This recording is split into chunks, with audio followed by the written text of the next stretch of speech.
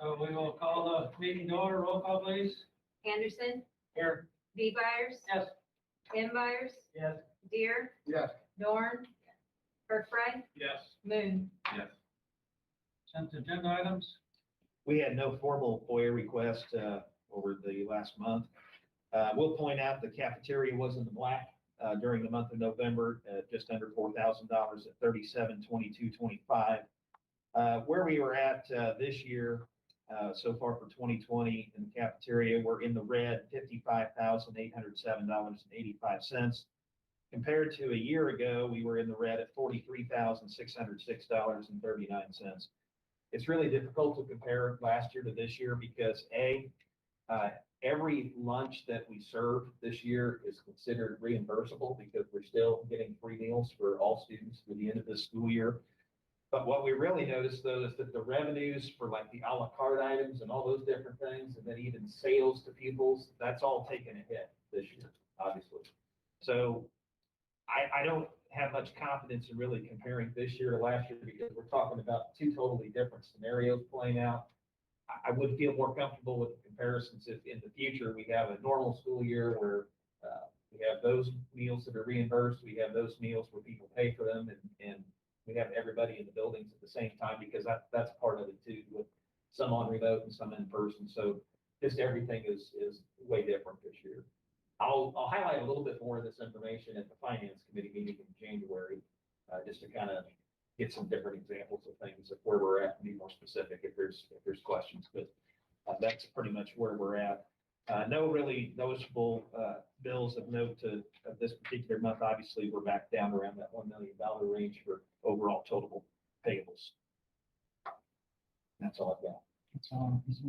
I need a motion to approve consent agenda inclusive of payables totaling $236,025.96 and payroll totaling $772,027.47 for total payables and payroll of $1,008,053.43. Motion. That's all I've got. I need a motion to approve consent agenda inclusive of payables totaling Anderson, $236,025.96 V. Byers, Deere, Dorn, Herford. Yes. Visitors, teachers, did we have an email and payroll of $1 million? On anybody else, any questions about any? I have not yet. Okay. We will have a facilities committee meeting on Thursday, January 7th at 5:30 p.m. That will be held at the unit office boardroom. We did have a finance committee meeting on December the 11th on Friday. And we did have a report from Corey. He was there to present the audit, which I'll present a little bit later on underneath the superintendent's report. We did go over briefly the first quarter financials for FY21. Pretty much everything there was right on target. I'm sure the next time that we have a finance committee meeting, hopefully by then we'll have a better idea of what type of monies we're looking at on this latest federal stimulus bill that just got passed in Washington, D.C. From what we're being told, we should be planning on receiving is up to 3 to 4 times the amount of money that we received in the first go around of the CARES Act. So if anything, we should be thankful to our people in Washington, D.C., our federal legislators for actually coming through and really delivering to schools this year. It's been much appreciated, much needed. So what we'll do is we'll formulate a plan. Some of those things maybe that we didn't get the first go around, we'll have discussion on and look at some of those things like the bathrooms, the automatic water and all those different things that we didn't really address the first time around. And then technology wise, we'll look to update some Chromebooks again at some different levels, and then perhaps look at things like smart boards and presentation boards and anything that you could really use inside the classroom technology wise that will help enhance in-person and remote learning at this particular point in time. But really, it's been a great year financially to be supported by the federal government with everything we've had. So thank Rodney Davis, our local representative, and everybody in Washington who's standing up for us. So appreciate But it. it is specific things to PPEs and the technology, Correct. like before. Correct. It'll be specifically earmarked for what we can and cannot use on school. Curriculum, we did have a meeting on December the 2nd. And from the meeting that night, we just basically went over some curriculum changes. some course changes at the high school for specifically dealing with some of the general music classes for next year. We did decide that with band from here on out, that we will start that at the sixth grade level as opposed to the fifth grade. So we had a little bit of conversation around that. That was actually driven by our new band instructor. Just felt that this is the appropriate time would be sixth grade to start that in the future. I think that will help with scheduling and stretching that person a little bit. Not stretching it as thin as what we've had in the past to try to hold on to a band instructor for more than a couple of years. For those of you that participated, anything else that you wish to add from that night?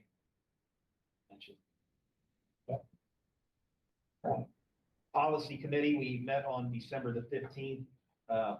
Most of our policies that night were just regular policy updates with some different updates, footnotes, and different things of that nature. So nothing really too much to note there. All I would ask for tonight is that we have a motion to approve the first reading. I need a motion to approve first reading of press service policy updates as presented at the policy committee meeting. Motion. And over Craig on a second. Roll call, please. B. Byers, Yes. M. Byers, Yes. Kirkbride, Yes. Moon, Yes. Anderson. Yes. Pana Education Foundation, we had 2 meetings, November 18th and December 16th.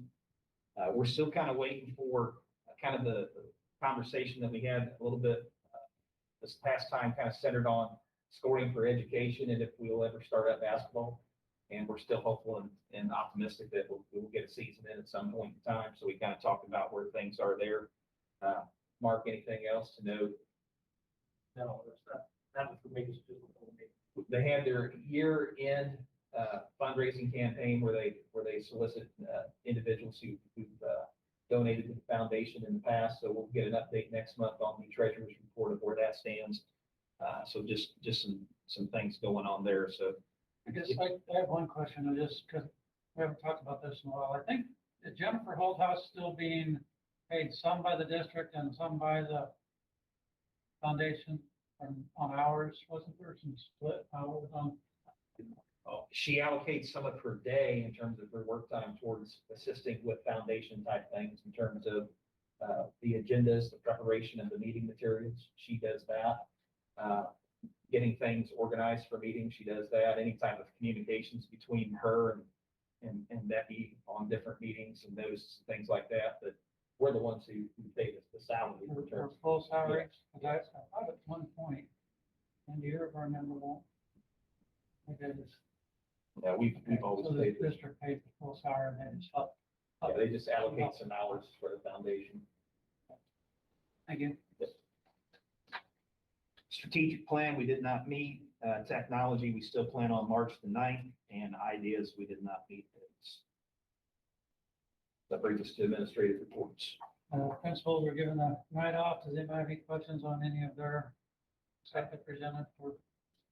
I do have one question, and it was Ms. Adams' report. She had a separate yearbook meeting notes, and I want to greatly thank her for that, because in the past, we've had some issues with yearbook and getting behind financially. So apparently, they're staying on top of it, and it's been identified that some changes need to take place this coming year. But I did notice in the notes, it mentions a $5,000 deficit, but yet when we look at the high school activities report, it's showing a positive $1,300. So I was a bit confused in understanding why we would be off that much difference. Yeah, and I'll have to ask her about that, but in terms of what we show at the unit office on that particular activity account, we do show a positive balance at this time. Okay. And they did some things where they sold off old yearbooks and different things like that, tried to cut into my deficit, but I don't remember if we had a power report, if they canceled all that out or. It's not shown a deficit in our normal board report for a long time. So that's why I was a little taken back seeing that in her report that there's like a $5,000 deficit. I don't know if that's projected or what that is, but anyway, I just wanted to raise it up. It was a question I had.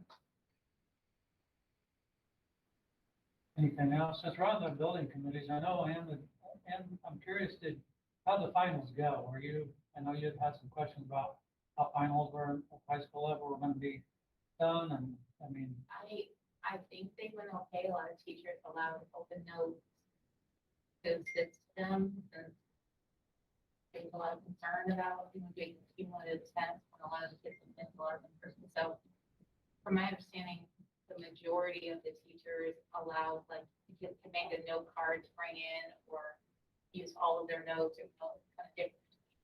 so whether you were remote or in person, you were allowed to. And I think the majority of the teachers did that, so they were very considerate of the fact that a lot of kids have missed a lot of school in-person instruction against them, wanting to be there. So I think they worked with the students. Mrs. Ash just sent a message to answer the yearbook question that you posed. You said they just recently paid an invoice that wasn't necessarily reflected on that last month's statement. So there is currently been a deficit balance in that account since this invoice has been paid in the last couple of weeks. Okay, thank you. Yeah, but I think a lot of the teachers were Okay. very understanding of that fact. And from what I understand, the majority of them allowed the kids to use a note card or something with some help on their own. Just in that regard, Mr. Bauer, have you heard any feedback as far as the ones that did mainly remote, but then were required to come in and do the in-person type stuff? Everything went pretty well. I haven't heard any feedback, any negative. I haven't heard anything really either way on the topic. So I think with that being said, I think sometimes we should just, no news is good news. And I'm sure if there was an issue or problem, somebody would have called or sent an email or messages. Honestly, I think everybody, students and teachers, were just glad maybe once the notes are over Yeah. and a 2-week mental break of Yeah. not having to, I honestly think that's probably part of it. I know we were really fortunate with attendance in that last week because on those daily numbers that I continue to send out, I think we had less than 10 high school students out here due to being positive for quarantine that last week. So Hopefully on the downhill. Okay, good. I was just curious. I thought that might be a good time to bring all that up. Okay, so that brings us, all our questions, building and transportation, Mr. Crowder. Disregard the high school library, I thought this were, we are in the boardroom for our meeting on the 7th. Earlier this month, ROE and the fire marshal were here to do our walkthroughs for life safety. If you look at the reports, there are some big ones. The majority of those are GFI outlets and our doors at Washington Lincoln, which those doors at those two schools are ongoing tile. So those are going to be on probably every year. The GFIs, I think we replaced probably 15 of those last year, and I think we've got around maybe 5 or 6 left to do. Those are our two major violations that we had. The rest of it, it really wasn't a normal walkthrough. Last year took from 9 to 3:30. We were done at noon. So it took 3 hours this year. They just kind of looked in and went out. So like the extension cords they wrote up, those, they just put them on every report. They had those on every one, daisy chains. Yeah, they, Search. he told me that he put on every report that he went to every school, he just automatically put it on just to check for it. It's just a weird thing. So all in all, it went well. We don't have anything major that is out of place. So if there's any question on anything you saw that you want to ask about, I'll answer. That was the one question I had, but it sounds like it was just kind of a standard. Yeah, he flat out told me right at the beginning that he's putting on every report. So I just added it so it would come to our attention to make sure we look for it. So we don't really have a need to add outlets to rooms or anything like that. No, like I said, I replaced 15 of those last year. I don't know if they've just never wrote them up in the past or what, but last year, I think we had around 25 or 30 that we needed to put in. So we got over half of them done. I think we've got about 8 more. And those will be done. Thank you. BLDV was here to do our 10-year survey on the high school. The biggest thing they wrote up was the multi-purpose floor, which I think we've talked about before. And I'll bring this up a little bit more on the 7th. I don't have any firm numbers right now, but I've been in contact with a couple companies on what we can do. And on the 7th, I'll talk more about that, but they wrote it as a Class A violation, so that technically means we should probably try to replace it within a year, but like I said, come the 7th, we can discuss this further when I got samples and more information on what we can. Have they classified it before? So they went from not classifying it 1 year to a class A the next year? It's Well, just like, it's the first health, life, safety is the big report, the one that gets conducted every 10 years. So there was a lot of deterioration of that floor over a 10-year period. That's not the, the ROE fire marshal really don't even look at that room. I mean, they look at closets and classrooms and stuff. That's what the 10-year, they really That makes more look into other things. So he's gonna be getting together and trying to see what the different options are. Obviously, the most expensive replacement would be to replace it with a wood floor, like what we have in the other part of the gymnasium. So we're just gonna look at some other options. But we have to keep in mind too, we do use that space in that gymnasium for ground balls, for our batting cages. So to put it at wood floor, it could potentially, you could be getting a lot of damage to it if you don't take care of it the right way. I mean, they do that in other gymnasiums with wood floors too. They have over the years, but he'll be putting together some different options for us to take a look at. So I don't think on that floor would be a good option. Yeah. So I'll get everything together on that in 7th and we can discuss it more depth then. We did have a good meeting, Mark and Bauer and the mayor and the city engineer was all there and all of them. I think we finally came to a good plan of what we can do. Do you think it went well, Mark? Yeah. On the 7th, and then the next board meeting in February, I'll bring all those pictures and everything we had, but what we're looking at is moving our driveway on the south end parking lot about 30 feet to the west. And we'll have a 30-foot sidewalk report with a 50-foot apron going out with a 50-foot trough to catch that water. And then we'll dig a sump where our main water flow goes and get to the ditch. And the city has pretty much told us, I hope they follow through with it, that they will fix their road. Because if we do our work and they don't do theirs, we're wasting our money. I think we're in agreement that everyone will fix what we need to do. In fact, that shouldn't be a problem. we're gonna have that in writing. We're gonna get as much as we can. This project isn't gonna start probably till Memorial Day. Sometime in there. Isn't there a big tree there? It won't affect it. I might have to take off a few small branches, but other than that, I think. But I think it was a good meeting and I think we're moving in the right direction to solve that problem. Yeah. BLDD did send down a company. They want to do a roof survey on all our buildings just to test when they need replaced. I told them they're all new anyway, so. But I did want them to look at the high school because we've had an ongoing issue with the league in the trophy cave. So they got up there and they looked, and what they found is our problem is in the valley of that building. And it's rusted out and it's leaking underneath and coming in, running down into the gym and down the wall. So I told them I want some numbers, some information by the facility meeting so we can discuss where we're at and what kind of money we're looking at to repair that. I'm sure it's not going to be cheap, but it's pretty bad where that valley is. We've got a lot of rusted areas that's coming. They requested to come look at all of them? They do it. It was free. It was a free survey of our roofs to see down the road what needs replaced and what we need to start looking at. And I told them our junior high's new, Washington and Lincoln are new. The only one that's 20 years old is this one. So it's just getting in time that has got rusted out. Is that the only valley up there?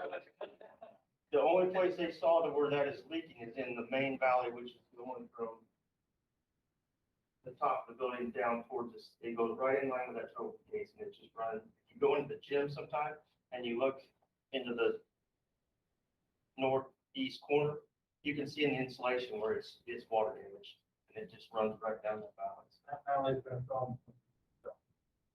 The guy that looked at it just doesn't, he he doesn't think the contractor did it right when he put it in. Good for them, or that's. So, and that's here nor there, but that's just what his opinion It's is. rusting. Is it rusting? Is there any? Yeah, it's rusting bad in the Any valve. other paint or have it, like, rough up being painted? When he was up there, he looked at other areas, and there also, there's still pitted areas that are getting bad. Those areas, he suggests just putting a coating over for now, which is a 10 or 20-year warranty on it. And then the valley will need to be repaired. And I don't know what that consists of right now. I'll know more by then. He told me I have to buy it in the next week before the new year. So hopefully we'll have some more information in a week or two on that situation. Just an update on the HVAC system out here. They started today. They're pulling wires this week and next week. So then when they come in, all they'll have to do while the kids are in class is just set controllers and it'll be minimal disturbance to class time. That'll be, I look for them to be done by the end of the project. That'll be done. Sound system that we split, I think with the sports boosters, is going in tomorrow. Finally. Been a long time. And then once we get this one replaced, we'll move the old one to the junior high and double. We've talked about buses and vans a couple of years now. Our buses are in good shape. I think if we can just replace one of them next year, I think we'll be good for probably 3 or 4 years that we don't really need to replace any of them. But the vans that I talked about with Mr. Bauer today, these are 05 vans. They got well over 200,000 miles, and they're student transport vans. Not vans that our teachers use all the time. They usually use just one, our white one, which is, it's a newer one, it's 2012. But if we can replace one of those vans, it would be good. And then we would be set for a few years. It's just, they're getting old, they're rusting out, and they're just, I'm sure they're fairly safe, but I mean, when you get up to 230,000 miles on it, so. Mr. Bauer brought, when Doug and I, Mr. Bauer met, he brought up the thought process as far as maybe moving away from teacher vans and having them, just paying them mileage. The one, our best van is used on for the teachers though, correct? Our best You're van, asking for. is that's a 2014, but the one the teachers use is the white one, which is 2012. That's the one they usually use the most. Right, so So we send what's them. your thoughts as far as get scheduling and all that? Would it be easier for them to use their own cars than for us to pay mileage or? I mean, I think it just depends on where you're going at 55 cents a mile. I don't know. I mean, what I'm looking at is, the two vans I'm talking about that are bad are ones that go to Shelbyville and Nokomis for student transport only. Right, but I was thinking Get it reimbursed miles on those two, Yes. when we do transport students, Yes. because we're using them for an education. Which is around, Reimbursable miles. it's around 21,000 miles a year is what we transport to Nokomis and Shelbyville on those two vans. Are those minivans? Yeah. For the. They're minivans. So if we can just replace one of them, we would be okay. The light blue one is just, the top's falling in, it's just. I guess my point was, if we're thinking that direction, could we replace one of them and then use that teacher van for the other one? Yeah. And then just reimburse miles on them? Yeah, the plan would be to take our silver van, which we use to go to Nokomis right now, and set it outside as a spare, to sit there, get rid of the light blue one, and move our teacher van down and bring in another one. I found some used ones in Decatur that, they're 2019s, and they're about $17,000, under 40,000 miles on. I think we don't need to look at new, just if we can just update one of them, I think would be in better shape than just buying a brand new one and not using this much. Any board members that are numbers people? Thoughts on leasing, buying, for some reimbursement mileage, or just stick to one house rather than the other, what are your thoughts? He said you use 21,000 miles a year, that's 55 cents a mile, that's almost 12 grand. That's pay a teacher for, it's like it costs $12,000 by that thing. 21,000 was transporting students. Okay, I heard the 20,000. Yeah, those two vans run about 22,000 miles a year just to transport to our two schools and shelter on themselves. And it's more cost efficient to run a van for 4 or 5 kids than it is to run a big yellow bus. I've even looked at trying to take those kids on our buses, but when I do that, if it's a lease bus, we usually run 15,000 miles a year. So once we get to another 5,000 or another, say we go to 20,000, 25,000, that's $5,000 a year more per lease over 5 years. So it's cheaper to even look at the vans, spend another $20,000 on the lease payment. So are you looking at a motion to No. purchase another van, or you gonna talk to the? I'm gonna get facilities? figures. I just wanna, we're in time to start thinking about it, to get ready to buy and get everything here in July of this next year, I guess. So you'll talk to the facilities committee, and then I'm gonna bring it up the you guys second. can decide and bring it back to the board on the recommendation. Yeah, I mean, I looked into what it would cost if we just use our buses, but it's still cheaper to buy a decent van rather than spend the $20,000 on mileage to lease a bus. Especially if they're reimbursable miles. Yeah, everything that we take to Nokomis and Shell goes with reimbursable mileage. Well, hopefully next month I'll have some better numbers and we can talk about that then.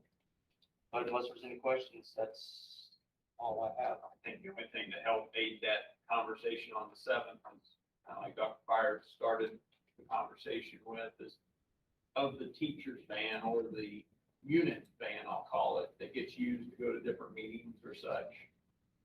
How many miles are we putting on that? You don't have to give me an answer now, but for that meeting, to have an idea historically, how many miles we put on that, and can we justify maintaining license, insurance, all that on that van versus? Last year we put, on our vans alone, we put around 58,000 miles on Each or total.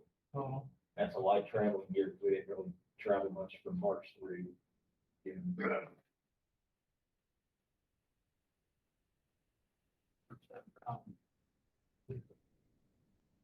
Total mileage with everything, we're looking at around 170,000 miles a year, buses and vans. Our vans only are around 55, 60.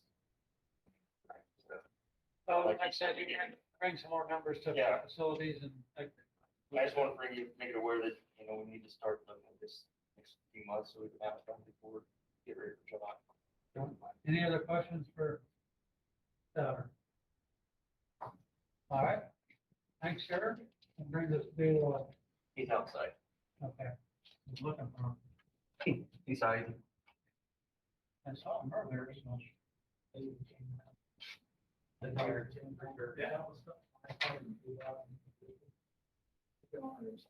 Really?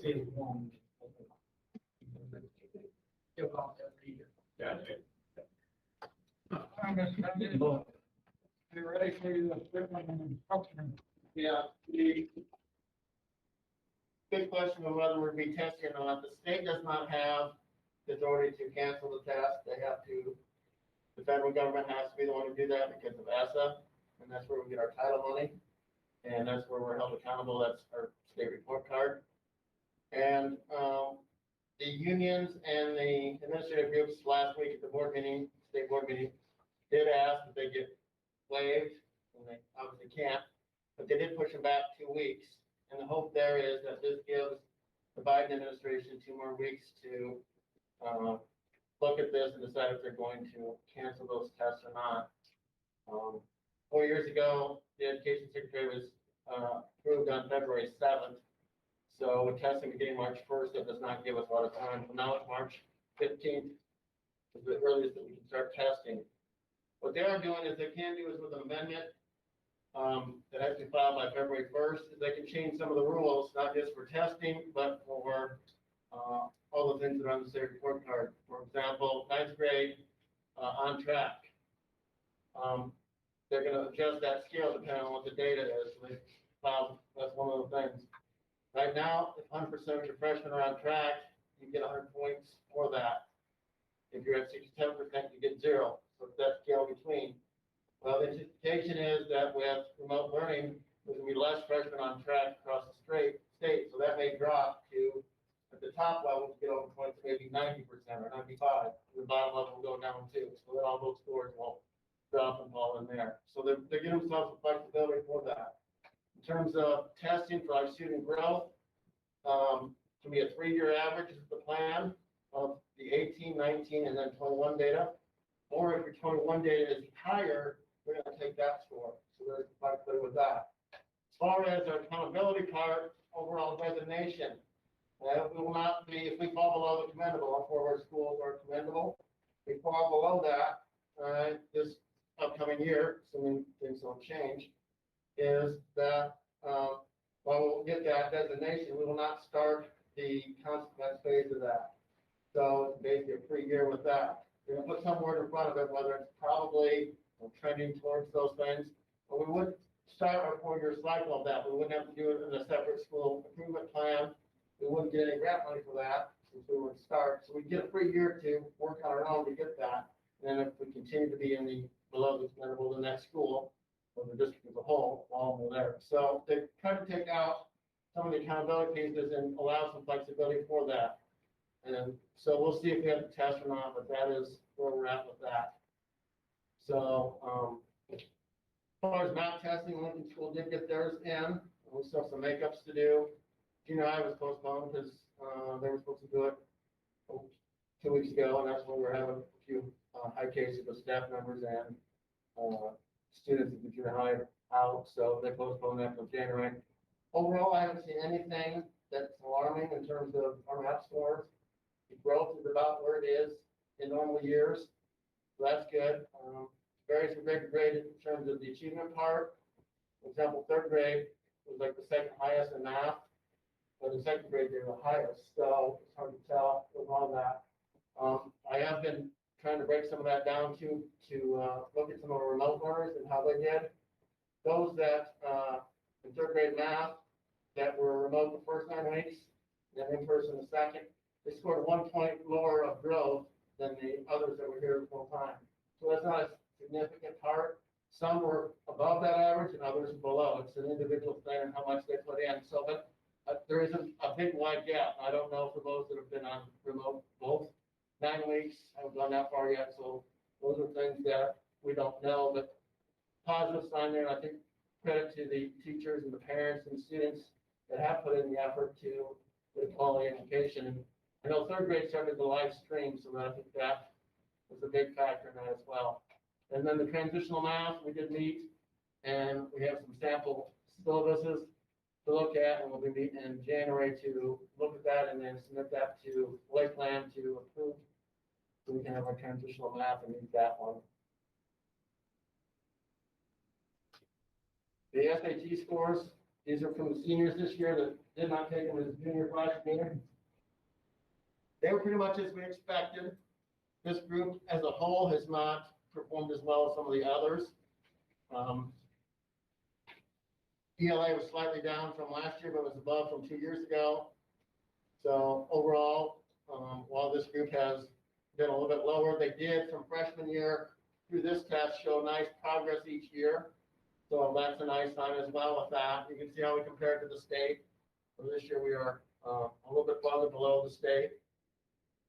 How much that has to do with effort too with this is a lot of times some of these, if the kids aren't going to college, they don't really see the point of taking this as well. The math is probably significantly lower than some of the others compared to where the state is. We're 50 points below. So that's a little bit concerning, but it is where we are. This group was extremely low as freshmen when they took the PSAT, and they have improved as they went. So that was the positive.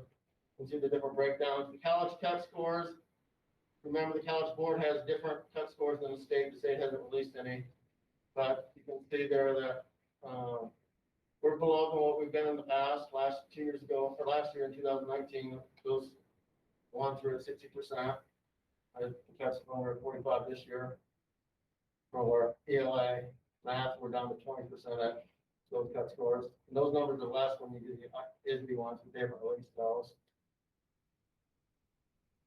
And then the last page there shows their scores from the previous years as freshmen.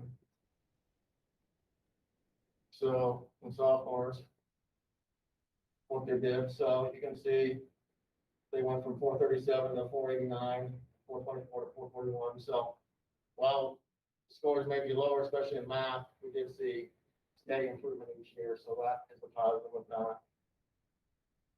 So there's this brief summary of our SAT scores with that. Now, even if the test get canceled, the juniors would still have to probably take it, whether it be this year or next year like we used to, so since it's graduation requirement, the SAT.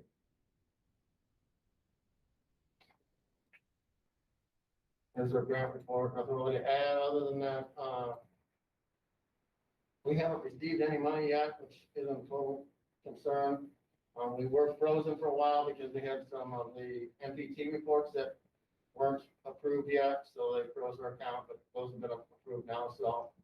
I think part of it's a little bit of they're working from home, so things tend to go a little bit slower, so we should start to see, because we've gotten some of the CARES Act money, so we should start to see this slow in here soon. And then the next set of reports are the family engagement policies and the school-wide, which you guys approve every year. We didn't make any major changes to any of these. We changed some dates, some teachers, and some of them added a little bit about what they did for family engagement with their online student engagement night. So we need a motion to approve both of those. Okay, we'll do done with that part. Yeah. Okay. Need a motion to approve the 2020-2021 Title I Family Engagement Policies and the Title I School-Wide Plans for Washington Elementary, Lincoln Elementary, and Payne Junior High School. Motion, please. So Kirkbride, second. Second. Kyle Anderson, roll call, please. Jim Byers, Yes. Deer, Yes. Dorn. Yes. Moon, Yes. B. Byers. Yes. All right, then when Mr. Bauer was out, we got a notification that we were approved for a pilot testing program for a rapid test for the COVID. And so the first pilot was 6 schools, one of which was Marshall, so they're similar size to us. They have about 1,000 in-person learners, which is where we're right in that neighborhood. So we were one of 40 schools chosen. We were chosen because of our low income. So we're going to be able to conduct the test, and the students will be able to, or staff, know if they're positive or not within 15 minutes. The idea behind this is to help with this. So remember, every time we send somebody home with a symptom, their brothers go home, their sisters go home. So if we can get a negative test or a positive test, we can do the contact tracing. But if it's a negative, then they can stay in school, and the brothers and sisters can stay in school. There's 2 ways, 2 different types of things you can do with this. One is a screening for staff. There's only enough tests to do that once or twice a week, so that's really not beneficial for us, because if you test on Monday, they could be positive Tuesday, Wednesday, Thursday, Friday, so you're not getting it. And the other thing then is for the symptomatic, for students or staff that are symptomatic. So there were 6 schools, and they said they saved 326 days of in-person learning by having a test, all 6 combined. So that would be a positive. The one thing you can't do with this is you can't, like the colleges are screening for sports, you can't do that. So, and the other thing that right now it cannot be used for is the CDC changed the guidelines where you can come back in 10 days or 7 days with a negative test, which right now health departments aren't doing that with schools, but eventually it could be. And so you can test after 5 days with that. Right now, there's no guidelines of what tests can and can't be used. But IDPH is hoping that this test, because it's the most successful rapid test out there, could be used for that. So there's another chance to get students back, staff back a little bit faster with that. So we're in the process of getting all our paperwork done. I don't know if you've heard back from the state on this. No, so they're slow with that. But we have a form we have to fill out, and then we're going to be meeting with the hospital. You know, kind of got a partnership with this, because you can have, you need a doctor to sign off on this with a standing order. And then some of the schools have had work with the hospitals or clinic to give the test there. Anybody can give the test that has the training, but we would prefer it to be our nurses that do this, somebody with this, and they will get training on a specific test. So there is that, it's an hour-long training online live, it's not a video, it's online, so they can ask questions and all those things. In terms of nursing, we're adding to their plate here, that's probably the biggest downfall to this, is because when the tests come in, you gotta record all those, sign those, and make sure they're stored properly, and you have to keep track of those. We report the testing data to, IUDH, it's not would be a testing site, so somebody would have to do that, in addition to giving the test, and then, all of that room would have to be sterilized after a positive test, which we do now with our students that are put in the inclusion room for symptoms. Another thing we have to work out is the, biohazard of that test and disposal of that. We have to work out a deal with that. So that material's there. In terms of extra cost, we probably would need to look into probably getting some more PPE to make sure that we're have enough for our nurses.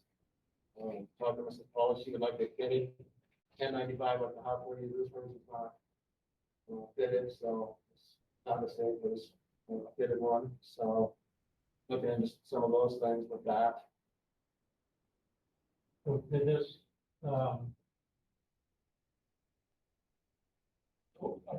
one thing is, you said Marshall's already done this? Yes, Do they have a guideline as far as what they did, as far as did they use nurses or? They use nurses, yes, they didn't use any staff. It doesn't have to be, anybody can get trained, but I know our staff doesn't want to be responsible for that. So the preference would be to have the nurses do it, or, some of them, if it's before school or after school where they're getting symptoms, they can go to the clinic and get a test provided by us. Then is there a cost in a clinic, or is there gonna be a cost involved with the hospital getting the doctor to sign off, or is that all covered in the program, or? That part isn't, we would have to work out a deal with the hospital. We have some other issues that we probably need to talk about with the hospital as well. We're setting up a meeting with that, but, one of the things that we talked about, I talked about with Mr. Paul was, if our nurses are quarantined, we have nobody here. So that's something else that we, may need some extra help if that ever happens, but something doesn't. All right, but I know some schools have closed when they lost a nurse because it's impossible managing a thing, even if it's for a part of the day. That's why, is there anybody available that we could bring in part-time to cover that, so we minimize that chance of that happening? That's an option that we can look at and discuss with the hospital, at the same time, our numbers are high, theirs are gonna be high too. So, those are the issues that, we face, but I definitely think we have to think about if our nurses are quarantined, it's gonna be hard for us to manage the day-to-day operations of this, so those are things that we definitely have to look at. Well, how soon do you anticipate this is gonna be ready to go, when you have all of our document notes for this week? But, what we're gonna be, how we're gonna implement it? We have a motion to approve the agreement with the health department to be approved tonight. Then we would be waiting on, the state, get their, that form that we have to fill out. It states out all where we're testing, what schools we're testing, we do them all. And, we're got agreement with the hospital for this. And then they said, once we have our form filled out, shipment could be here in 1 or 2 days. So I hope by the mid-January we can have this up and rolling. We're purging this without really knowing how it's gonna be implemented. That's what we're facing. Because once the ball's rolling, we're pretty much gonna have to go with whatever we find is gonna be that scenario. So there could be, it's free on this side of it, but there could be additional costs to the district by implementing. that. Depending on what we- Depending on what we decide with the hospital, yes. In terms of Additional people. additional people and Or put more on plates, we're gonna have to do some type of, Could we something do more anything, hours or- any additional CARES Act money or that maybe coming forward then? we have some money left over because I've built in for testing. Okay. So we could use for this. And then we're expecting, they said, up to 4 times the amount of money we got. Yeah. For this, so we're talking 1.2 to 1.6. Personnel. We're not sure, we don't have any guidelines on the new part, but the other one we can have. And, We have some money left over because I built in. and one other question I have. So we get used to this. And then. If I'm understanding correctly, with this rapid test, they could, if a student has For one this, system, we're talking 1.2 we would to 1.6. propose testing them to either negate it, if it comes back negative, or confirm it, if it comes back Other positive. one we can have. If it comes back negative with one symptom, they can return to the classroom. We don't have to do any contact tracing, right? Correct. So there could be some time savings. Because today, if they have one symptom, then the nurses and the building administration has to do all this contact tracing today, right? Not if they're symptomatic, we send them home, but we send all the brothers and sisters home until we have a test. Or they sit out 10 days. Some of them just showed them what was 14. They sit Okay. out and not go get a test, so they're sitting out there for 14 And days. we don't have to do any contact tracing with those unless they test positive.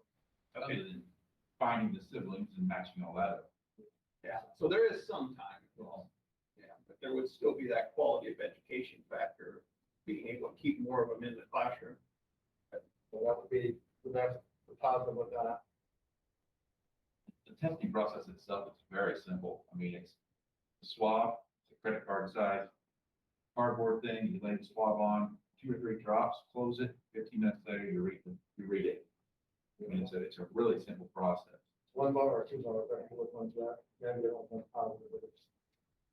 So I mean, as far as time saving and education, I mean, you can do it in the school setting. And that, the child can go isolate for 15 minutes and then integrate right back into the classroom. Yeah. As opposed to sending them home, feeding them through the hospital and then getting them back. I mean, if that's something that we can do, sure. What's your thoughts, James, on using in-person nursing versus maybe having training some additional staff or? With some of these rapid tests, I mean, we're using clinical personnel that are not nurses to do it today. The swabbing, it doesn't take a nurse to do the swabbing or something of that nature. So I think others could be trained to do that if they're willing to do it. Even if we had to hire somebody part-time to do just this, be a, whatever job title you want, a nurse assistant to help in the contact tracing and the other things, would be Right. probably well worth it and cheaper than the hospital. Then the second part is, so, like if we were to bring somebody from the hospital, we have different quarantine measures, right? So and our nurses have already been positive, so she's going for being quarantined for at least 90 days, is that right? And even if she was, I mean, nurses don't get quarantined when they're exposed to positive COVID. Because they're first-line medical workers. There's no quarantine for them until they're symptomatic. So we have to say, which set of rules are we gonna follow if we were to implement something like that? When you're gonna swab somebody, yeah, I mean, you have to have some leeway there. You have proper PPE when you're doing the test. So if I were to swab Ann, and Ann were to be positive, I'm not quarantined for 10 days because I swabbed her. And otherwise, you're gonna knock out your staff like that. So you're gonna have to use some common sense when we say, who we're gonna quarantine. That first-line medical worker is not gonna be quarantined every time they swab somebody with positive. Well, since it's swabbed and it doesn't take 15 minutes, they can go to a different room. And so we're not doing that. Marshall, like if it's before school, they pull up in the drive and they get tested in the driveway, take the swab, and then they go inside because you want the temperature to be a certain temperature. So if it's 20 below outside, you don't want that to affect that. So they take that and then go inside and the students wait in the parking lot. I think if we can get that framework Marshall used and then modify it to our district class, that would be. But overall, is everybody in agreement that it is free and it will have some cost involved, depending on whether we hire somebody else? Or if we have to help out or utilize our own people and it's additional hours to the plate or whatever, then we have to subsidize them or stipend them for whatever. But the additional staff is, everybody in agreement pretty much, or we're gonna have an action on it and a vote. So is there any further discussion? Or Mark, you were gonna check into college level. Did you ever hear anything back there? I talked to the dean of students a couple times, and he was gonna have Mr. President, call and see this thing again. You know if it was this type of a test or? That name sounds familiar. I think it was the same. Now, is this a saliva test or no? Maybe it's not the same test. There's saliva test. Yeah. It is a different test, but it's the same concept, but it's just. They utilize basically the same thing, like. It's all same percentage and everything like he said. So it's different kind of thing test. I mean, to me, this is a no-brainer. I've been advocating for this one. So, Any other questions for Paul, Mr. Conahue? Well, one concern was raised about the negative students, they have symptoms, but they're thrown up, we're sending them home. So you go back to some of the pre-COVID, if they have a fever, not in class, you send them home. All right, and then if symptoms continue, the parents can take them to get the more reliable PCR test and deal with the staff member. If they continue to have symptoms for 2 or 3 days, it's right in our guidelines from IDPH, that's what you should be doing, to get a negative test and symptoms remain. And you go get a second test for PCR. So there was that concern was raised with that, because then, you know, here we are having somebody that could be positive, we have, and then show up in the test, we're spreading it. All right, the other thing is, we haven't been able to prove that there has been a spread in the school now, and there could be students that show up, or a staff member that doesn't have symptoms and have them too. So, we're saving the siblings getting kicked out. yeah, we're saving the siblings getting kicked out. So, almost have them. You say more reliable PCR test, but, so that, what is the reliability of this? So do we have any type of, They said 97, 98% reliable, or for this test. positive? Yeah, and then, less than 1% on the false positive. So, it's the highest one out there for the rapid testing for IDPH stuff. Down there at Greenville, it's had one false all year. Same type of thing. And then, I mean, if somebody questions it, they can go on their own, go get a PCR. But the problem we have is that some of our staff, if they go through their doctor, we have a staff member that had symptoms on Tuesday, they called, their doctor couldn't get them into their hospital until Thursday, get a test. Well, that was Sunday before they had results. So that's 5 days right there that we can eliminate for a staff member. So if they're negative or positive, then it doesn't matter, but Is this Go- something that our staff and students can use outside of school hours? Like, for example, if a teacher goes home at night, they start to feel symptoms, or they think something off, whatever, is this, can they take advantage of this? that's why like Marshall used the clinic, because they can do that after hours. So if I have a sick kid, I can't get there because of my work schedule, but I can go at 3 o'clock. And where our nurses may be gone at 3 or 3:30, they go down there. So that's why they have those agreements, they do the Saturday test. Or, So we provide the test for the clinic to be Yeah. able to implement. Used specifically for our school district employee staff to. so that's what some of the others have done with that. That's why you have that agreement with that. Or they're already at home sick, rather than bringing them into the school. They just go to their doctor, or the clinic that we have it, and they can do it that way too. So that's why they've done agreements with the clinics. It's not necessary, but it is an option for ours with that. So you wouldn't have to bring a sick person into our building. I mean, you could do it in the parking lot too, but anyway. So they're coming here, so. You have to get that consent to test a student on. Yeah, so the School. parents would have to, sign a waiver, and so would staff, so they don't sign that, then they would have to follow the, protocols that we use in now, or they would get tested, or they sit out 10 days. So we would need to inform the public of how this works, and try and get those waivers in, so that we can get as many as possible. You know, some of the parents were very frustrated with the things, because some of the kids got allergies and things like that, so being at home 3 or 4 times a year so far. But if we can do this, they know it's not covered, it's their allergies, but we're. So we offer this service to the non-in-person, well, to the remote learners. And so students of ours. I would say no. We're not saving it, and in student. Last time. I'm just saying, is that gonna be brought up? Parent calls in and says, hey, I hear you have a program. I think my child might have it. And I come get them tested. I say, no. No. The values for the in-person learning. I agree. Paul, will that test help out with quarantine times too? So like if I was exposed to you, and I wait X amount of days and get tested, can I come back early, or is that? Right now, this test hasn't been approved, but IDPH is hoping it will be at some point. So that way that we could do that, so there'll be an added way if it does get approved. So right now, the rapid ones have been approved, and I don't even know if the CDC has formally adopted any guidelines. And they changed that a few weeks ago, and here in Illinois, it's county by county, whether you do 14 or 10, So that could be your 7-day test then? not right now, it can't. But the hope is eventually it will be, which would also help with that. Anything else? Mr. Barry, you have anything to add to us, the conversation? If it's gonna help us save time on terms of number of days missed for students and staff, it's a no-brainer, it's a great idea. All right, Okay, we need a motion to approve the agreement with the Christian County Health I want to Department. thank you for your work on this. Yeah. On you and information tonight. So I need a motion to approve an intergovernmental agreement with the Christian County Public Health Department to administer the Abbott Finax Now Rapid Antigen Test.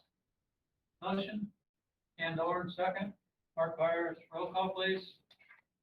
Deere, Yes. Kirkbride, Yes. Moon, Yes. Anderson, Yes. B. Byers. Yes. We'll bring this to superintendent's report. Okay, personnel, we will do after executive session. I won't spend as much time on the tax levy this month. We had just a minor adjustment between last month and this month, and that is we adjusted the Shelby County EAV just slightly. New numbers that we got from them was that it was going to be $15,137 lower than the original amount that they had given us. So I'm still going to make the request tonight that we have a total EAV increase 4%. And that'll be overall a 3.65% increase from the previous year. It amounts to 4.14% increase with this year's tax levy, and then the recommended increase amounts to $216,125 in new dollars from last year to this next year.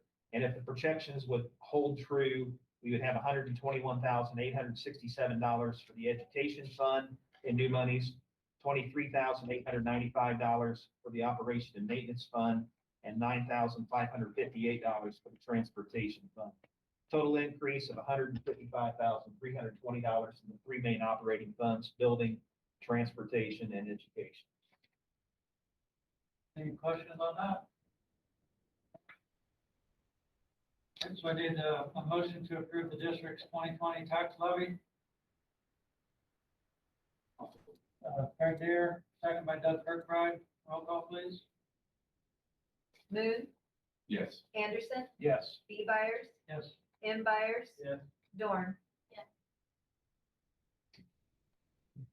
Next on the list is a resolution, and this resolution is necessary because it abates the taxes that's levied for year 2020 to pay debt service on the general obligation school bonds.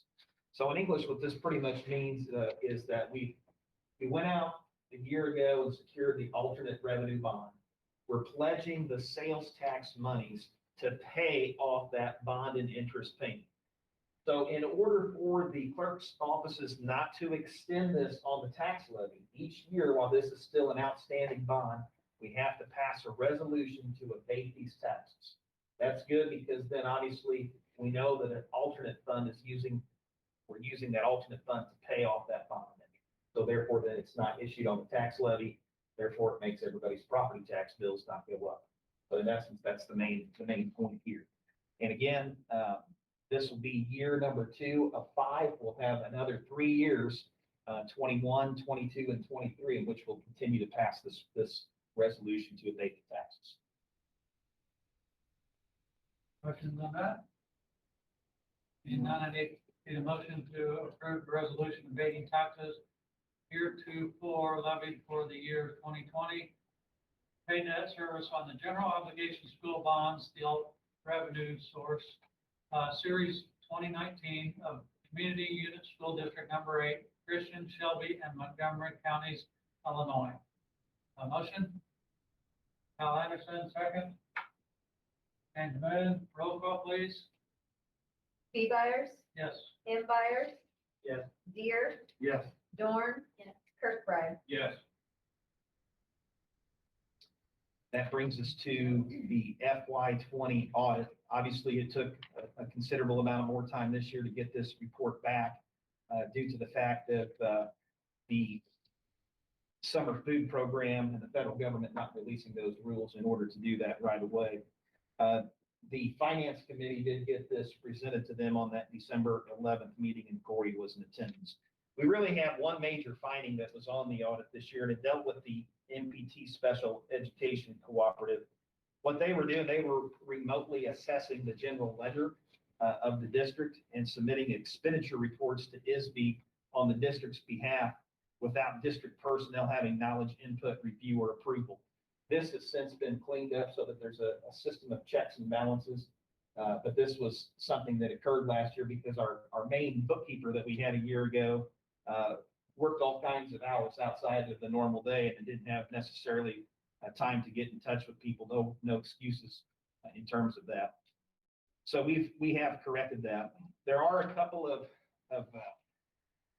outside entities still using our FEIN number. This wasn't the finding, but this was something that was kind of a recommended thing that we either do one of two things. Either those entities go out and secure their own FEIN number, or we transition those to a activity account.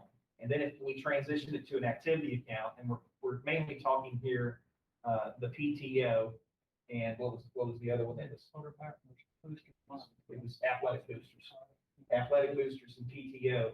So if we transition them to an activity account, then they would obviously present their budgets every year, have those approved, and then we would sign off on all requisitions before they would be, anything would be purchased. So I think Heather has already talked to, well, she's involved directly with athletic boosters. I don't think they have an issue with this, and she still needs to contact PTO. There was also another suggestion that they had, and this dealt with how we always do the resolution each year to transfer money from from working cash to transportation. What they're saying now is that any type of a transfer from working cash really should go to the education fund. So basically how we could do that, we could make the notation that in the budget, when we set it up at the beginning of the fiscal year, that X number of dollars from the ed fund would go towards transportation if we wanted to continue to do that. But then you would also have that resolution then to reimburse the education fund. And you can do it one or both ways, but I think probably the cleanest thing to do is, and that's to continue to justify the use of our working cash, is to do a resolution from working cash to the ed fund so that everybody's transparent about what those dollars are being used for. And then we would just notate them that was either a transportation expense, an operation and maintenance expense, or an education fund expense. And then we just we go from there. When you designate that, or when you transfer that, can you designate it to go to a certain, transfer then to a certain fund? What the auditor is telling us is that it can only go from working cash to education. And then the education fund then can go, you can put your EDF dollars in any fund that you want. So I think that kind of answers your question. So when you set up your budget at the beginning of the year, you can allocate EDF money in any way that you so desire. We used to, in my last district, allocate a certain percentage of general state aid monies every year to transportation because we knew that transportation payments from the state were lacking or behind or weren't going to even take place because we were there for a certain number of years where we were only getting 2 NCAP payments in a fiscal year. It really destroyed transportation. So in order for us to survive, we had to use education fund monies to supplant transportation. So there are districts that have done that. Quite a few have done that over the years. Well, just in our conversation, though, we talked about getting this working cash bonds. Part of that was because of the transportation, and we used the transportation to justify that. Now it's going to be harder to say, okay, this working cash is going right into the education fund when it's a healthy fund. So somehow making it clear that we're still utilizing that. We're still doing the accounting practices that satisfy the audit and the and the policies that we have in play for audits. Well, it was at that meeting, I mean, anything else to add? I guess probably the overall thing we can say once again is that we did receive recognition status as a school district. We did receive a score of 3.9. Now, perfect score is a 4, but the reason why our score is usually a 3.9 is because of outstanding debt that we have that's out there. If you had no debt at all, you probably would get a 4.0, but this is still designation status. So I think everybody that's associated with the district, from the board on down to all employees, including our bookkeeper, Heather Phillips, and everybody that's associated with financing in the district and the way that we budget, should be very proud of this, because we are in a very good place in terms of not only providing high quality educational services, but being good stewards to the taxpayer and also managing district finances and very well managed. Another thing on MPT finding is that once the MPT gets their own fiscal number, a board member will be appointed to help, so there'll be some additional oversight that the board will have at that time. So I think that will be a good thing.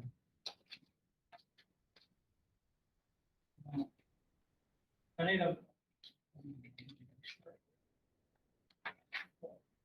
motion to approve the FY20 district audit annual financial report.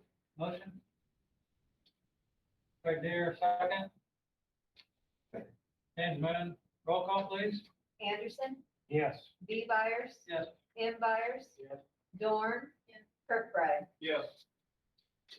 Okay, and on the MPT special education report, I included the minutes from the November board meeting. I think I had given everybody an update in terms of what occurred at that November meeting. We did approve at that November meeting contract for the business manager consultation hours for 160 hours from January 1st, 2021 to June 30th, 2021. As Dee continues to get more acclimated with the financing, managing component of NPT, she's going to need and require fewer and fewer hours of training in terms of how things go there in order to make a permanent transfer. If you look at the December board meeting, I included the agenda in the packet. We did approve 3.0 to buy and purchase the SDS financial software for NPT to use. We also approved the amended joint agreement in a 3.0 vote. And that amended joint agreement then will allow for NPT to go out and become its own fiscal agent, what Dr. Byers was mentioning when we talked about the audit. And really what that will do then is that we will appoint one school board member to a governing board, so that twice a year that governing board will meet and to approve all of NPT's business actions throughout the current fiscal year. So similar to what we had when we were at Mid-State, in which we did have an executive board, and I think we had, can't remember who attended those meetings, but we did have, I know you attended one.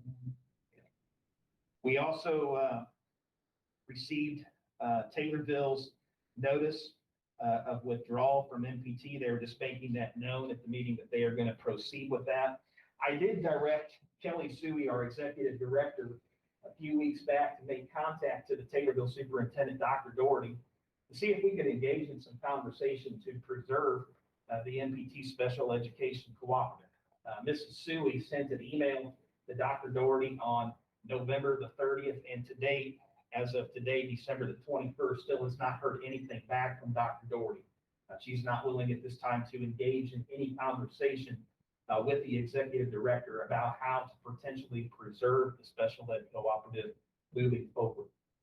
The next move in all of this for Taylorville, they will need to send a official withdrawal resolution to our school board president, President Byers, via certified mail. And then once he receives that withdrawal resolution, our Board of Education will have 60 days to act on that withdrawal resolution. Either we would approve and allow Taylorville to withdraw, or we would deny that request. If we deny that request and Nokomis denies that request, Taylorville's next option then to withdraw from NPT, they would have to go to the Regional Board of Trustees, and they would have to have a comprehensive plan in place of how they would go out and educate their kids via services and how everything would look there. Taylorville's intention is they plan on to go on their own. They're not looking at joining another special education cooperative. They feel like they can do things better on their own. So with that being said, that's kind of where we're at right now at this particular point in time. Next month at our regular board meeting, we will have to approve that joint agreement, the revisions and modifications that we approved at the NPT board meeting. And that's so that we can proceed forward with becoming our own fiscal agent and establishing that additional layer of having a governing board. Any questions on recent NPT? Is this their board's recommendation too, or just their superintendent's recommendation? Their superintendent made the recommendation to their board. I believe it's either their November regular board meeting, and they voted 7-0 to withdraw at that particular point in time from the special education cooperative. So in 2 years' time, they decide to go from joint, from putting this together to all of a sudden leaving like that. That is 2 correct. years' time. That's correct.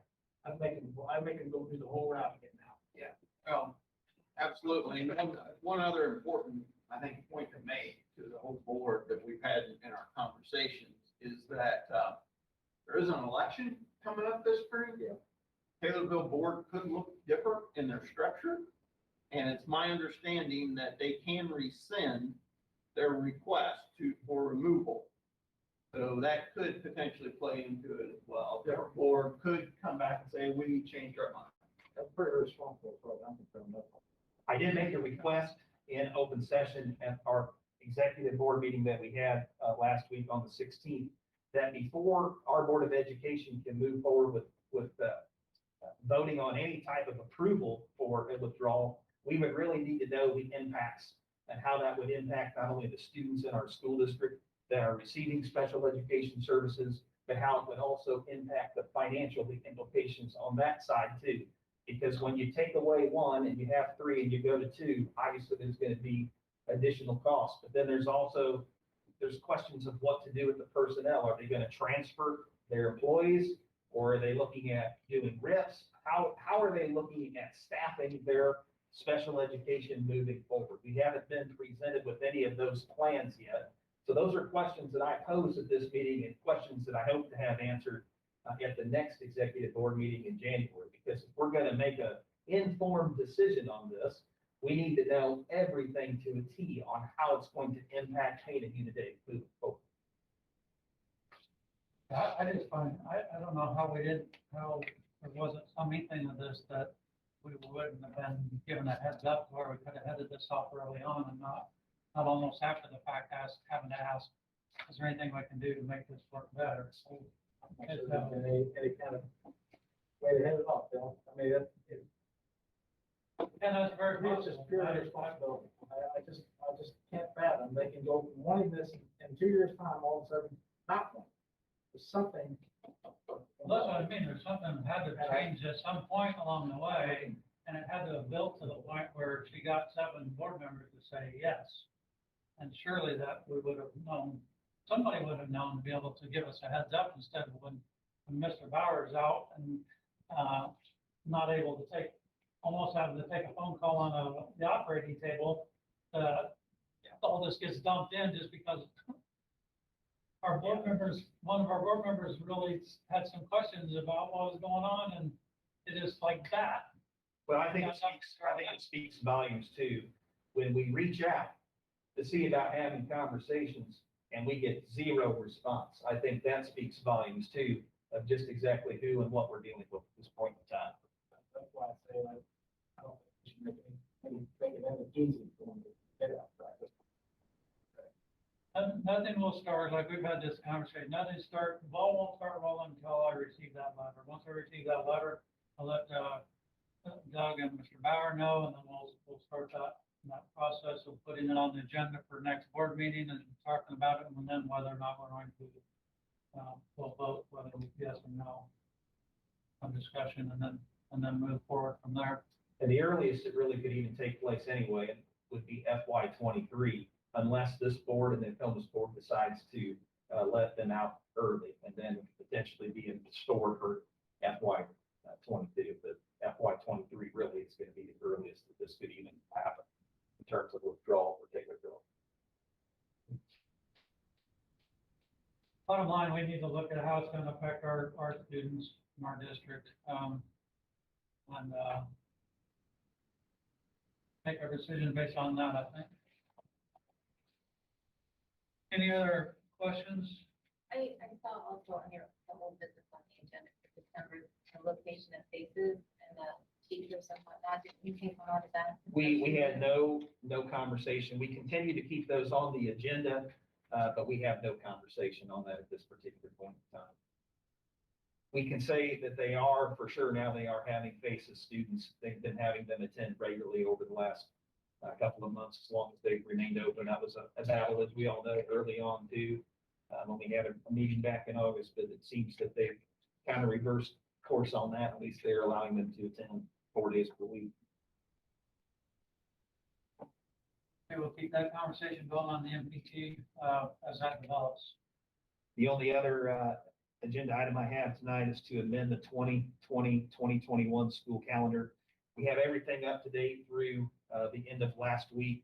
More than likely, again, we're going to have to amend this, but this just allows us to get this off and get the first half of the calendar year approved, and then we'll take a look at it again probably in the next couple of months as we have to make some changes as we go.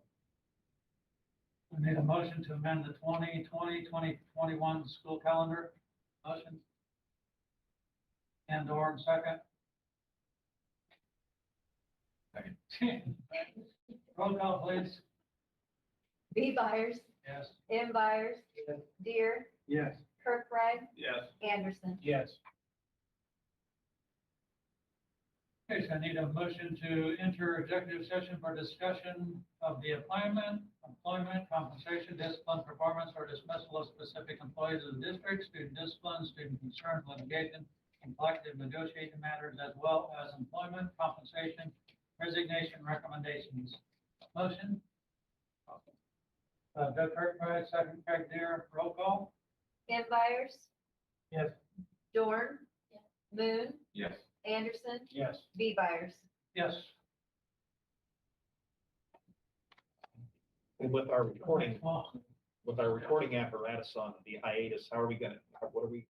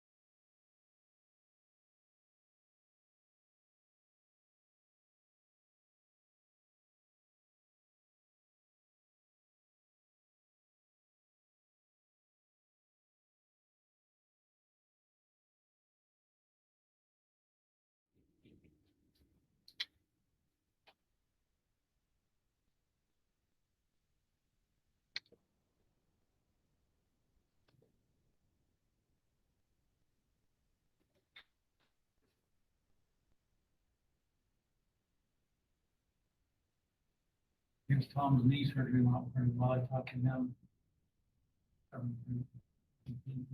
Jumping around? He wasn't when I saw him there, but he said it was going pretty good. He was taking care of him. Well, I think he was up and around, but I don't know if he's out and about. Gotcha.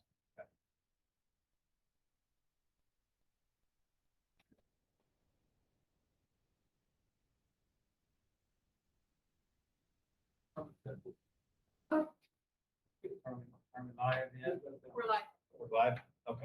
Yep. Okay, thank you. I need a motion to return from executive session to the regular meeting. James Mann, second, Ann Dorn, roll call. Deere, Yes. Kirkbride, Yes. Anderson, Yes. B. Byers, Yes. M. Byers. And motion to approve executive session minutes as read. Doug Kirkbride, second, Craig Deere, roll call please. Dorn. Yes. Moon, Yes. Anderson, Yes. B. Byers, Yes. M. Byers. Yes. And a motion to approve the superintendent's personnel recommendations as reviewed and presented from the executive session notes. Motion. Kyle Anderson, second. Mark Byers, roll call, please. Kirkbride, Yes. Moon, Yes. B. Byers, Yes. Deere, Yes. Dorn. All right, everybody had a chance to review the pages if they wanted to. Other board member consideration, we need a review of the 2021 board meeting dates. It's really just an information item, just so you can see. And then we'll need to get these updated and posted on our website so that people know when our next year's meetings will be. Those pretty much mirror what we've done in the past. So that's just a FYI review only. Board member considerations, we're going to discuss the review transition back to school plan. One thing that Mr. Kirkbride brought up when we had discussions, he was having some conversation around, thought we'd bring it up a little bit, is several of our meetings, we talked about the principals in particular are wanting to develop some type of a metrics type of thing. We gave leeway to try to come up with something and let us look at it if they thought something was a viable one out there. I'm gonna let Mr. Kirkbride bring that up from here if you wanted to try to get some resolve to that, or Well, we just had the special meeting, and it seemed at that time that, the administrators, a lot of the teachers at that time wanted some type of metric that put them at an emotional ease. If we were nearing that they knew something was gonna trigger, that we would, go 100% remote at that time or something of that sort. But I guess if we talked to Mr. Bauer, it was researched and looked into, and my understanding, please correct me if I misstate, but there was no true metric found that was a constant trigger point that we could really rely on for consistency. I mean, CDC puts out some guidelines on some things, but who I kind of defer to in these situations is the county health department of where you're actually at. And I had contacted them about, what are some numbers we should be taking a look at? And they really didn't get back to me in terms of, these are specific numbers, points where you get to that you should just really consider closing. When we were having those conversations last time as well, I also reached out to the EMA director as well for Christian Montgomery counties. And, if we get into a situation where we do have a high number of cases, and that was kind of what we saw there before we made the decision to go out for a couple weeks, we are placing a burden, on the county health department to try to keep us in session if we have those types of situations. But I think, since we've come back on November 30th, our numbers in terms of absences, both staff and student, have actually been trending in the right direction. But I would caution us, though, again, if we start seeing those large numbers of students like we did there in the high school, end of October, beginning of November, and then really the biggest thing, guys, is the staffing. If we start seeing numbers in the upper 20s, low 30s again, we're going to have to talk about going on a 2-week adaptive pause again, where we do have some time over remote only and get everybody healthy. I just wanted to make certain, when we were in public meeting, we said we'd come up with a metric. And I just want to make sure all stakeholders, board, teachers, administrators, parents all understand that we did the due diligence to try to track that down. But in all honesty, there's not a true metric out there. It's a case by case situation. Which kind of what we did in the beginning of the year. Common sense, something's going in a negative direction, let's take a look at it, what can we do? And, how can we mitigate whatever we need to, how can we change things? And I think that's what we've tried to do all year, and that's what we'll continue to do moving forward into next year. So, but there really, once push comes to shove and they started digging into it, there really is no true metric. Vandalia's wasn't really, and they ended up not, from what Mr. Bauer said, really not being able to follow what they had set up as a metric anyway. So really, it's kind of a case by case, like Doug said, a district by district, employee by employee, number of students, all those things that we have to look at. So we will just remain, keeping our policy open like we have. A good point to try to kind of put that we did our due diligence, is what I come up with, and this is what we're going to move forward. So since it was brought up in a public study. So that brings us to kind of the review of the transition, what we're going to be doing once we come back after the first of the year there. So Mr. Bauer, you want to? Yeah, last week, we met as a committee on Wednesday, and that was the back to school transition team that included teachers, non-certified staff. I also sent out an invite, and both James and Kyle participated, and were on that meeting as well. And kind of what I went over with them was, there still are some question marks after we do come back after the first of the year. We are still in flu season here in the winter, January and February. What we are doing and what we have been doing has been working relatively well for us over the last couple of months. So it's my recommendation that we continue with the current schedule that we're on, in person 4 days per week on Monday, Tuesday, Thursday, and Friday. Still with our 2:30 dismissals. And then Wednesday would be a remote learning day for all learners. And then we continue that schedule through the month of February. So January and February, we would remain on our same schedule. We did discuss that our goal still is eventually to get back to in-person 5 days per week. We just don't feel like right now is the appropriate time to try to do that, being since we are in the midst of still cold flu season. Can I ask you, is that time period coincide with the 9-week grading period that you're recommending? The 9-week grading period still will go into the month of March, either the first or second Monday. I don't have it in front of me. So it takes us through the bulk of the third quarter. So wouldn't I'm for reevaluating sooner than that, as personally, but wouldn't it make more sense, because we would want to try to switch things up right when we're going to end up doing testing and all that, would we?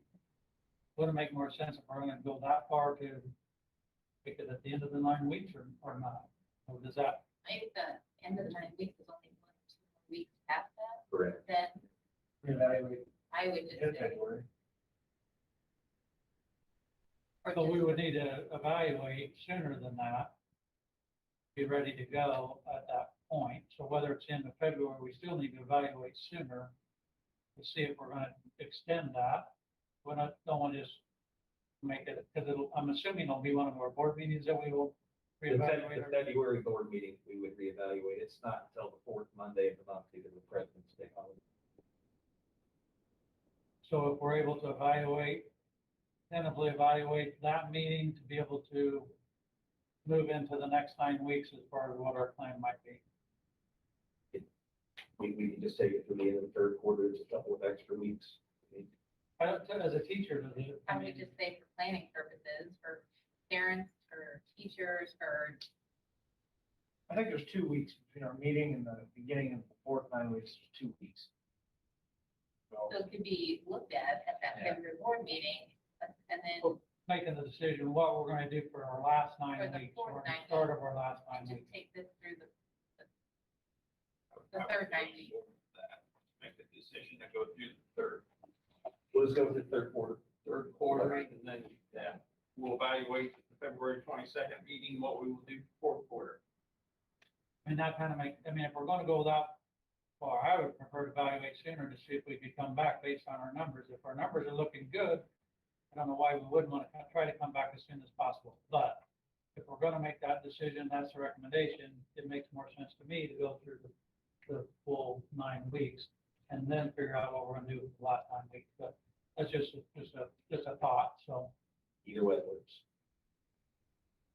Any other comments on that, or everybody pretty much agreed it's been working, up to this point. We don't know what's gonna happen after the Christmas break.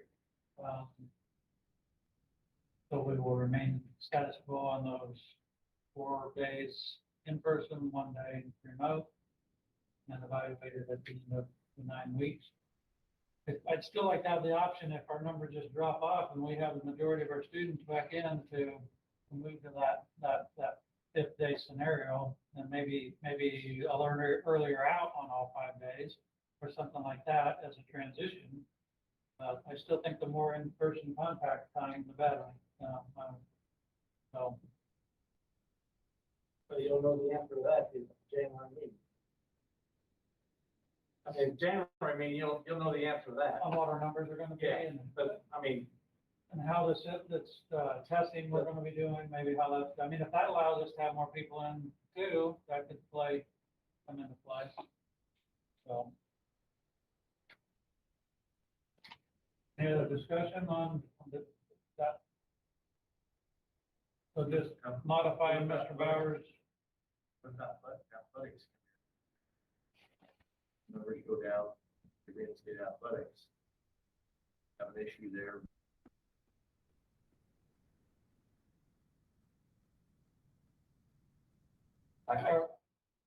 What's our policy now with the all remote learners? And also we've given the leeway for the teachers to be able to allow them to come back on case-by-case basis, or in and out on a case-by-case basis, but not so we anticipate that there might be some of those sports people saying, okay, now I'm ready to come back. And then are the teachers going to make that evaluation, or we're going to, if they're a total remote learner, to participate in sports? So that's a good point. I mean, I think the kids are gonna participate in athletics in school right now. So. Whether they're remote or whether they have the opportunity to, because that's not what we had set up before, if I recall. Well, so he means, the hybrid schedule that we're using, 4 days in person and 1 day remote, that's considered in person, regardless if what Wednesday is. Those are in-person learners, because they're going to school. Were you talking about all remote to be able to play? I'm talking about it's 5 days a week. All remote, Yeah, they do. playing basketball. but I think our back to school plan, Greg, we amended it to once you say you come back to school, you're coming back to school. You can come back anytime, I think. Is what we amended our plan. Trying to get that. I think it's in there now. Once you come back anytime, and once you come back, you're back. Unless the principal has a discretion, if somebody for a health purpose or some, because numbers are spiking, they have a concern for whatever that might be, the principals have the discretion to be able to make the decision that they can go back on remote learning. Is how we modified that. I needed the refresh. Okay, we haven't talked about that, but. And what's that, what's athletics? Starting football in January. So, It's joking. does that answer your question, Chris? Yes. Okay. Any other questions about that? So I would ask for a motion to approve the amended transition back to school plan with the amendment of the date being at the end of the 3rd quarter. Am I on board with that? So I need a motion, Kyle Anderson, second, and/or. Roll call, please. Moon, Yes. B. Byers, Yes. M. Byers. Yeah. Deer, Yeah. Kirkbride. Yes. Any other board member considerations about any topics, or Steelers still in my tent? If not, I would ask for a motion to adjourn the meeting. And Norm, second, all in favor, aye. Opposed, same sign. We're adjourned. Thank you, everyone, and everyone have a Merry Christmas and a Happy New Year. I have this little present of goodies on my desk here. I think it's still, are you the culprit? It was me. All right, thank you very much. Cocoa Moms. Oh, I've heard about it. What? They're Cocoa Moms. Cocoa Bomb. Hospital in Elmira. Is that word from trigger an alarm in this building or? Hot milk over This here? building likes me. Thank you very much. You're welcome. Yeah, Merry Christmas, everybody. Let's, hoping that 2021 is a much better year than 2020. Yeah. Please How go. you feel? Very good. I don't know, 2020, Get back.